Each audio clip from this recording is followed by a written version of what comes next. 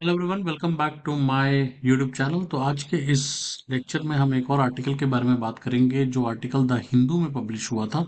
और ये बेसिकली जो पीएम ई ड्राइव स्कीम है उसके ऊपर है, प्लस जो कैसे हम इलेक्ट्रिकल व्हीकल्स में और बेटर कर सकते हैं, उसके क्या चैलेंजेस हैं, कैसे प्राइवेट प्लेयर्स को इसमें लाना चाहिए, उसके बारे में ये आर्टिकल पूरा डिटेल में बात करता है। काफ़ी इंपॉर्टेंट टॉपिक बन जाता है किसी भी एग्जाम के पर्सपेक्टिव से। इसको पढ़ते हैं डिटेल में। Okay, let's begin. तो ये वाला वो आर्टिकल है, आप देख सकते हो 28 अक्टूबर को पब्लिश हुआ है। Private sector holds the key to India's e push. तो कहीं ना कहीं जो ई बस की हमारी जो हम चाहते हैं कि अगर मैक्सिमम कहते हैं ना मास लेवल पे अगर उसको लेके जाना चाहते हैं तो प्राइवेट सेक्टर उसमें क्या रोल प्ले कर सकता है, ये पूरा आर्टिकल कवर करता है। Let's begin. PM e drive scheme के बारे में पहले बात करते हैं। तो union cabinet recently approved PM electric drive revolution in innovative vehicle enhancement PM e drive scheme to accelerate EV adoption in India. तो कहीं ना कहीं रिसेंटली ही गवर्नमेंट इसको लेकर बहुत सीरियस हो गई है और हम कहीं ना कहीं चाहते हैं कि हमारा जो ईवी एडॉप्शन है वो काफ़ी फास्ट हो जाए। और उसके लिए हमने recently PM electric drive revolution को पीएम ई ड्राइव के अंडर इसको लॉन्च भी किया गया है।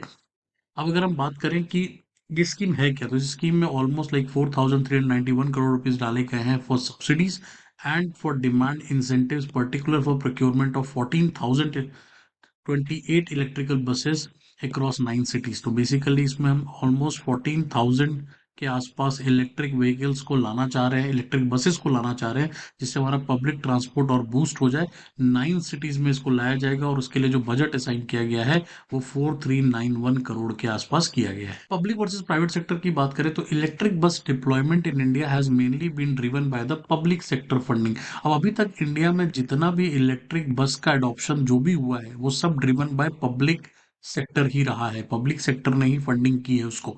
ठीक है, और ये पहले जो है वो फेम इंडिया स्कीम के अंडर में आता था। फेम 1 और फेम 2 के नाम से इसमें पैसा डाला गया और वो पूरी की तरह पब्लिक सेक्टर फंडिंग थी।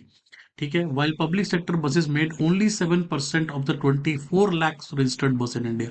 तो अगर टोटल बस की रजिस्ट्रेशन इंडिया में देखी जाए तो वो 24 lakhs के अराउंड है, जिसमें से सिर्फ 7% ही इलेक्ट्रिक बसेस हैं या फिर वो पब्लिक सेक्टर से ड्रिवन बसेस हैं। बाकी के 93% जो है वो प्राइवेटली ओन्ड है।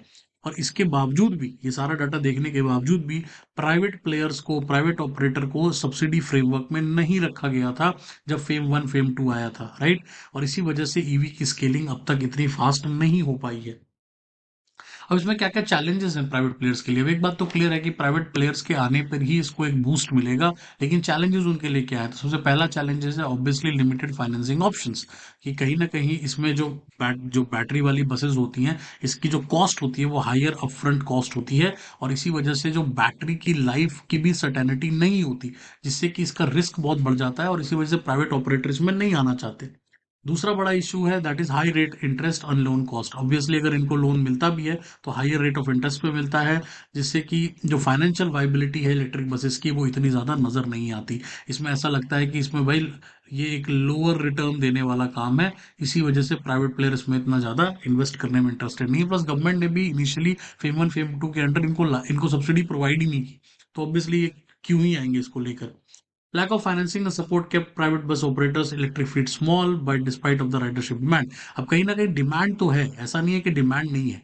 ठीक है, और लॉन्ग टर्म में हो सकता है कि आपको फ्यूल एफिशिएंसी की वजह से वो भी जो कॉस्ट है आपकी वो भी कम हो जाए, लेकिन जो इनिशियल इन्वेस्टमेंट है वही हाई है और उसके लिए आपको पैसों की जरूरत है। वहां फाइनेंसिंग हो नहीं पाती, या होती भी है तो बहुत हाई इंटरेस्ट पर होती है। चार्जिंग इंफ्रास्ट्रक्चर की अगर बात करें तो कहीं ना कहीं फेम फंडेड के अंडर जो चार्जिंग फैसिलिटीज अभी तक रिस्ट्रिक्ट की गई है वो ज़्यादातर जो है स्टेट ट्रांसपोर्ट डिपो में ही है, excluding the measure of the small private operator. जो मेजर आपके प्राइवेट ऑपरेटर्स हैं उनके पास तो चार्जिंग की कोई फैसिलिटी लगाई नहीं गई, बल्कि जितनी भी लगाई गई वो सब स्टेट ट्रांसपोर्ट डिपोट के अंडर लगाई गई।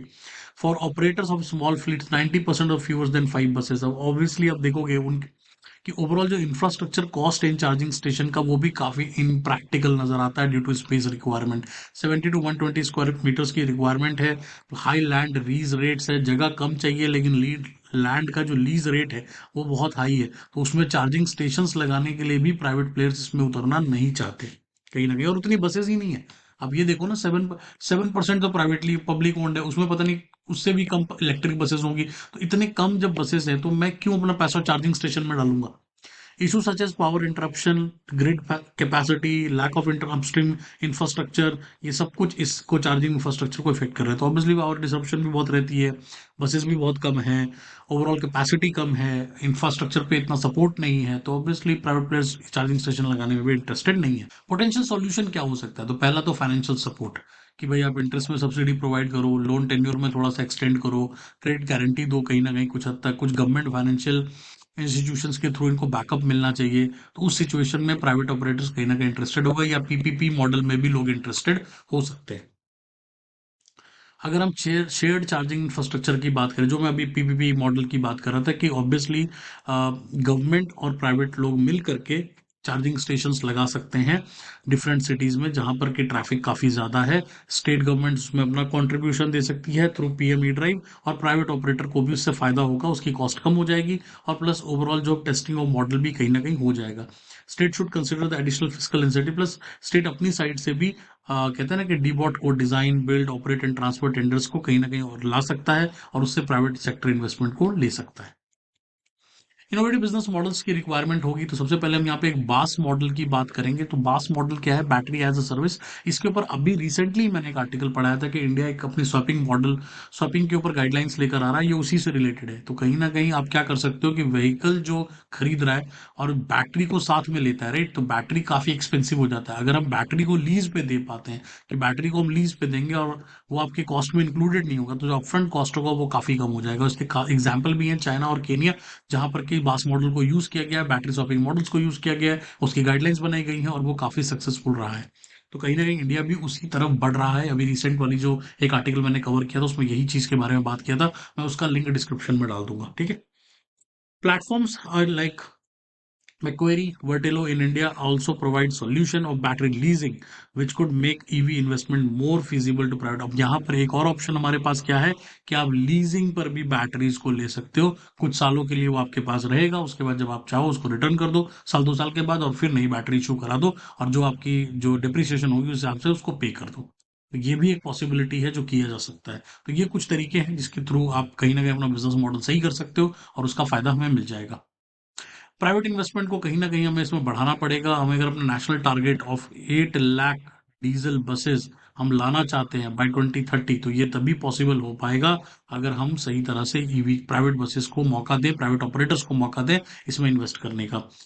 प्लस पॉलिसीज भी इस तरह से बनानी होगी जो फाइनेंसिंग को, इंफ्रास्ट्रक्चर डेवलपमेंट को, न्यू बिजनेस मॉडल्स को सपोर्ट करे, और गवर्नमेंट एक स्केलेबल इन्वायरमेंट बनाए ताकि प्राइवेट सेक्टर, क्योंकि प्राइवेट सेक्टर अपना पैसा तभी डालता है जब उसको लगता है कि इसमें कुछ रिटर्न ऑन इन्वेस्टमेंट बनेगा।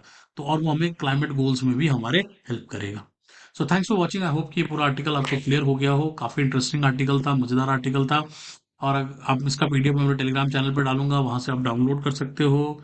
अगर आप मेरे चैनल को पसंद करते हो तो लाइक एंड शेयर, और प्लीज सब्सक्राइब करके जाएं ताकि चैनल को सपोर्ट मिले। और ये वाले सीरीज को अगर आप पसंद कर रहे हो, प्लीज कमेंट सेक्शन में अपना रिव्यू जरूर देना। मिलते हैं अगली वीडियो में। Thank you.